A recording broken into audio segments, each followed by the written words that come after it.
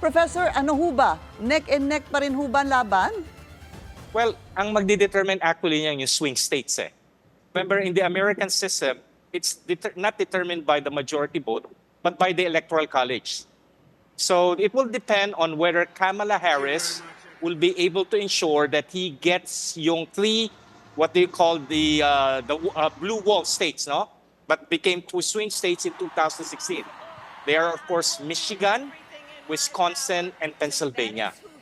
So if he should get those electoral votes, those states would remain blue, then he has, of course, the majority of the Electoral College. In the American system, it's different. It's not based on the popular vote, it is based on the Electoral College. Opo. So opo. American election will be determined by the, how the three battleground states, no, would vote. Pennsylvania, Wisconsin, and of course, Michigan. Okay. Pero yung kanina yung sinabi niyo po, Michigan, Wisconsin, and Pennsylvania, ito po, kapag lumabas na po yung resulta dito, ay magiging malinaw kung sino mananalo? Yes. They constitute what we call the blue wall states. But of course, what happened in 2016, surprisingly, they turned red. And right now, of course, they are also, especially Pennsylvania. Pennsylvania is a swing state. Kasi the Democrats hold yung urban area like Philadelphia. Of course, the Republicans are very powerful in the rural area. So this is the dynamics of American election. Opo.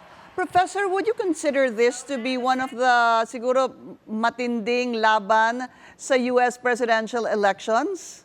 No, it's been always that case because American politics has been polarized. Starting, of course, ever since I was there in the United States nung the time ng Clinton, talagang yung the notion, especially in the domestic politics, no, yung civility and bipartisanship has been eroded. And of course, it become more intense in 2016, then again in 2020, and right now, of course, in 2024. So all the American elections have become extremely contested, and of course, has become extremely exciting. Kasi there was a time it was kind of boring. No, I was there when it was kind of boring, but it became more interested right now, primarily because American politics, American society has become extremely polarized. Ano po sa tingin ninyo ang patutunguhan ng US-Philippine ties? Unahin mo natin sa under a Trump presidency. Well, of course, the election is very much political, very contested. But after, of course, they assume office, the president would, whoever would win, would have to assume the presidency, his role would change, he would appoint his foreign policy advisors, then of course foreign policy will be conducted by the bureaucracy, the foreign policy community, State Department, Defense, and the National Security Council. And of course, this is where, when it comes to foreign policy, this is where, of course, bipartisanship kicks in. So you see this happening, of course, after the Biden administration took over. The first thing that the Secretary of State announced, Anthony Blinken, I could still remember this, in January 2021, we would basically continue the Trump administration's foreign policy, which primarily involves a strategic competition with China.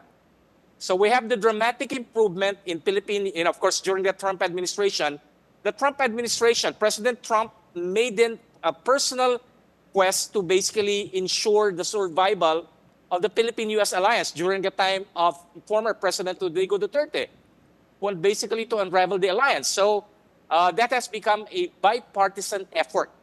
It could, President Donald Trump, former President Donald Trump saved the alliance. Then that has been continued by President Joe Biden, who made sure that the alliance would slowly shift into something that is really tilted on the side of the United States. And so what we're seeing right now under the current administration, under the President Marcos administration, actually began during the latter part of the Duterte administration, wherein, of course, the Biden administration simply continued the effort of former President Donald Trump to continue managing the alliance, which of course became problematic during the 6 years of the Duterte administration. Tama ho ba, Professor, ang aking pagkaintindi that Harris presidency a Kamala Harris presidency or a Donald Trump presidency wouldn't really affect the kind of relationship we have with the U.S. right now?